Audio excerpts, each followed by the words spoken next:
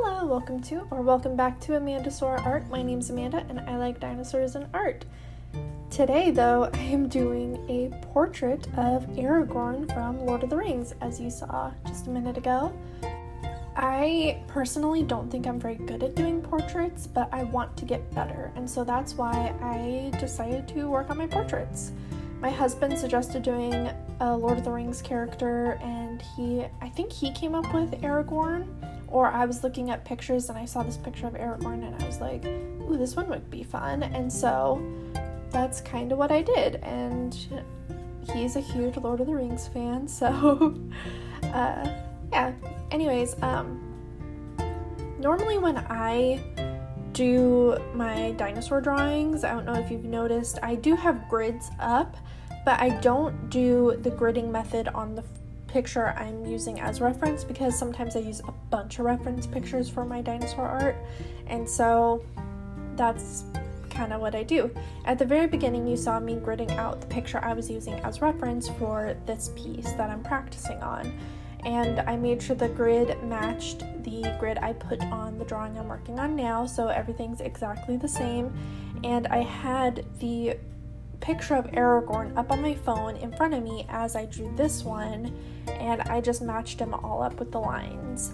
I also numbered everything because I had very small small little cubes, and so numbering them out helped me keep on track of where everything was, what I was laying down where, and so I don't have to keep recounting, because that's how I started the piece. I was just counting each square. I was like, okay, 1, 2, 3, 4, 5, 6, 7. Okay, it's 7 over, and 1, 2, 3, 4 down. And after a little while, I was like, yeah, I need to number this because it takes way too long to double count. I'm also bad with numbers, so it would have been a disaster. And during the video, I kind of laid out the days that it took to create everything. It took me about 3 days. I'm going to just say 3 days total to do this drawing. I did spend a little bit on the 4th day tweaking and adding a little bit extra detail, but it really could have been done in 3 days. I just needed to take that night off to come back to it to see if there's any other little details I wanted to try to do to it before I called it finished. I did start with my red layer sketch to do everything in the outlining stages.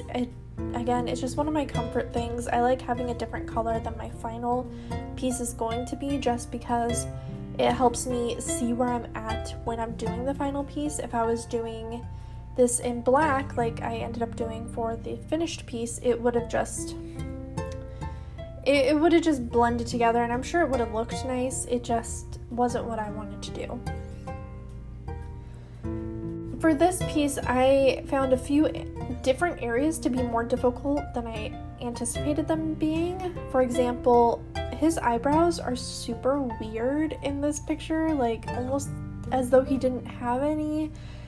It was weird angle and shading, and so it took me a little while to figure out how I was going to do those. And then the hair. For my red layer sketch, I kind of just laid out where the pieces on the face go, and then laid out kind of where his hair ends.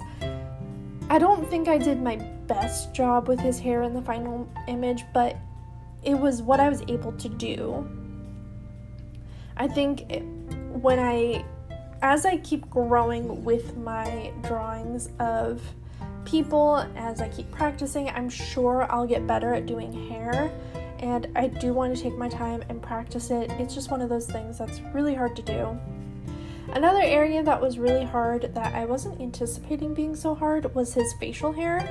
That was weird. The red layer sketch is very, very weird looking as I'm looking at it right now. And it was just one of those things where it took me shading instead of outlining. It took some work. I did try to do a blue layer sketch like I've done in the past to redefine the lines and everything, but since I'm not comfortable with portraits and it's not my strong suit, I found that doing the blue layer sketch and having to repeat everything a third time to get the final result would have just been a waste of time. And so instead I did my blue layer sketch kind of like a black layer sketch since I'm doing a black and white portrait. And then from there, I was just careful and going back and forth on shading and all that goodness. For me, I find it easier to start going with my blackest blacks, but that's with digital. With my pen and ink work, I usually do try to lay down, like if it's a solid black piece, like no denying that it's just black there, I will put all that black down, lay it down as my base, and go from there. But for the most part, I will have my darkest areas almost be as dark as they need to be, but not finish it until I get further along in the rest of my piece. This one is digital, so I just laid down my the black parts, and then did the darker shading around it, and I balanced it from there. I find it easier to do it this way with digital than with traditional. I don't know if it's the correct way to do it. Is there a correct way to do art? I don't know.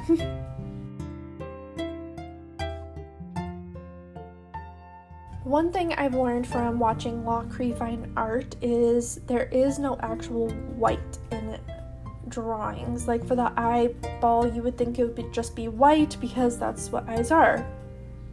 There is shading there, and so I took my time and shaded the white part of the eyeball because there's shading there. The nose, oh my Lanta, the nose. So I hate drawing noses and mouths. They're like my least favorite thing to draw, and so I was expecting this to turn out so horribly because I just hate drawing them because I'm not good at them. You know what would help me get good at them is if I practiced them and drew them more, but I don't draw them more because I hate drawing them because they don't turn out. It's the circle of doubting myself.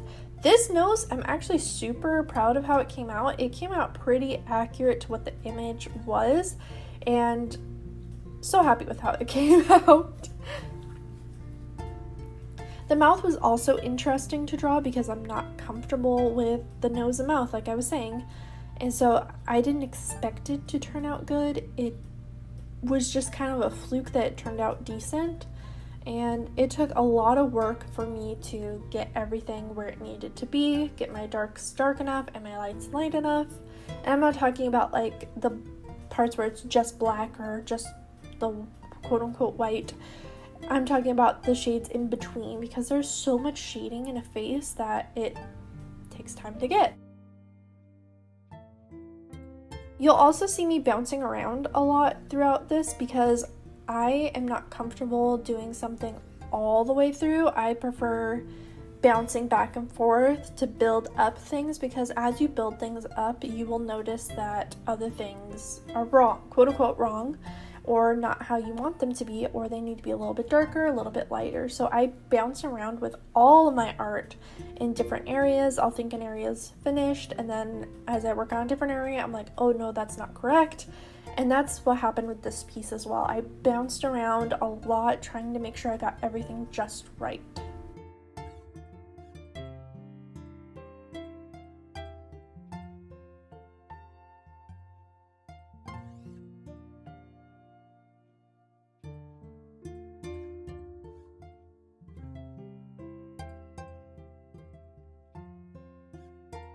This was the funniest part to me, was doing the mustache area when I didn't have the rest of the face shaded because his mustache isn't that prominent.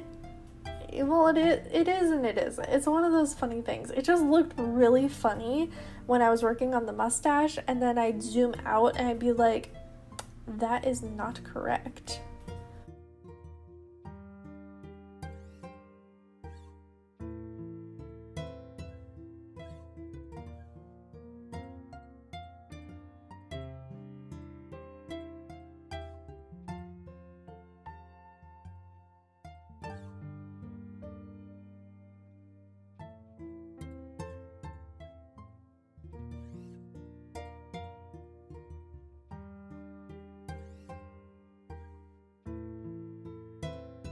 as you see me like zoom out and you see the mustache area and it looks really weird right now, it's like that's not what Aragorn's face looks like. It's really funny to me because I was doing the shading correctly, but because none of the other spots were done, the shading I was doing looked really weird and like, oh, that's way too much. His face doesn't look like that. And as I finished other areas and then went back and touched up the mustache area to make it better, it started to become more and more like him. Day 3 was probably my least favorite day to do any of this in all reality, because I had to do the clothes this day, and that was not fun. As I was doing this part, I knew that I would need to do the clothes eventually, but I just wanted to work on the face because I'd rather do the face than the clothes, because I was worried that it was going to be way more complicated than I wanted it to be.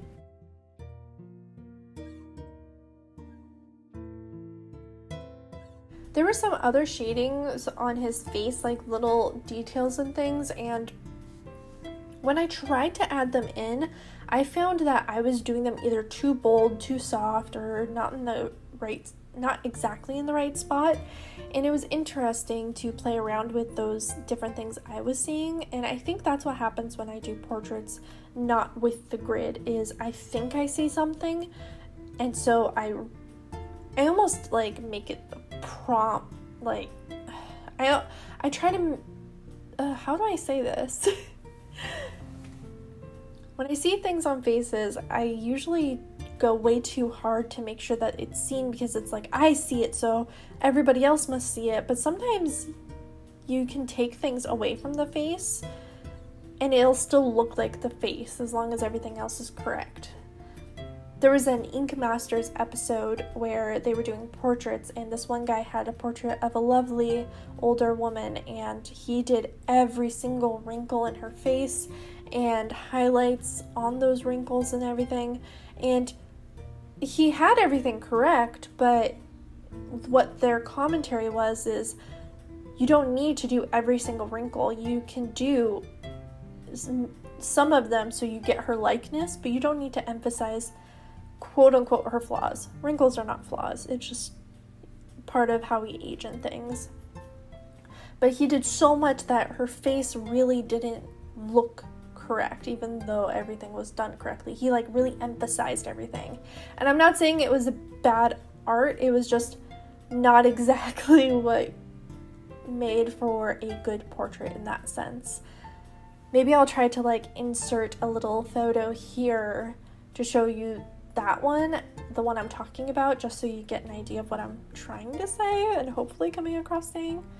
Anyways, it's good to know what to keep in your portrait to have it still resemble who you're trying to draw, but know what to take away if it's going to hinder your drawing. I guess that's what I'm trying to say. For the clothes, I'm starting them now, and I'm starting with the little brooch thing on his cape area. And I haven't watched Lord of the Rings in a long time. I started watching The Hobbit because of this drawing, but I'm purposely avoiding looking at pictures of what the brooch actually looked like. I just went off of the photo I had, because in my head I knew that if I saw what the brooch looked like, what I did here, what I was working on here would be affected by me knowing exactly what it looked like. And so what I did instead was I just focused on what the brooch looked like in my photo. I kept a very close eye on where the shading was. I kept a close eye on where things ended, what shapes I needed to make it look like the brooch. And I think I did a pretty good job of matching it to the photo I was working off of. And I'm pretty happy with how that came out. It was the most difficult thing to do because in my head, I didn't know what the brooch looked like exactly. All I had was the photo in front of me to use as my reference. I'm not saying that that's the correct way to do it, but if that's going to be a way to help you properly get your photo to look the way you want it to look, that might be a technique you do. If you're like, oh, I don't really know what this looks like, maybe just kind of keep it a mystery to yourself. So that way you could focus on the photo you're looking at to make sure it matches that more accurately. And from what my husband said, I did a pretty good job on the brooch, so very happy with that. So I just want to say real quick, I had to stop there for a second because I was looking at my footage and I lost the footage of me doing the clothes, and when I went to Procreate to just pull the little video that they automatically take, it stops at a certain point. I think I'm gonna insert like the full length clip of where it stops right here, so that way you can see that it just stops. That's the full video, but it's not the full art. I don't know what happened. I guess I had a glitch, and I think when I was working on the clothes, I was relying on that footage of the clothes so you could see it quickly, because that was the boring part. The face is the important part. So a little bit annoyed here that it didn't work, and I didn't think that it wouldn't work because of, you know, it working in the past like it's supposed to. So sorry about that. You missed me drawing all of the clothes and all the details, which took me a couple of hours to do.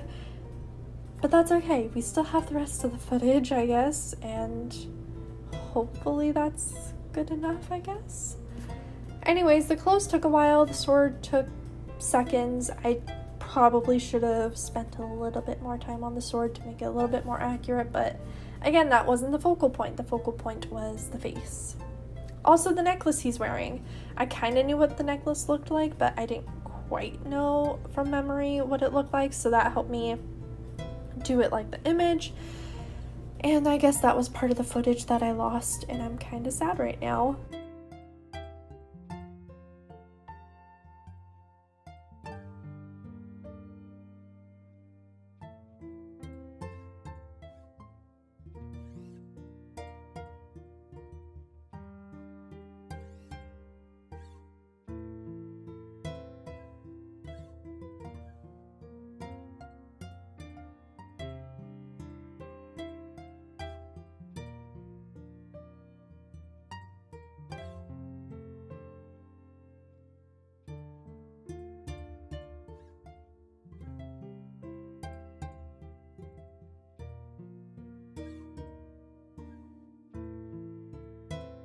That does it for this video. I'm sorry, I'm still kind of shocked that I lost my footage.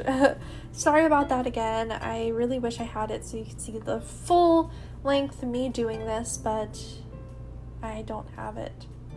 Anyways, thank you guys so much for your love and support. I really appreciate it, and I will see you guys in my next video. Bye!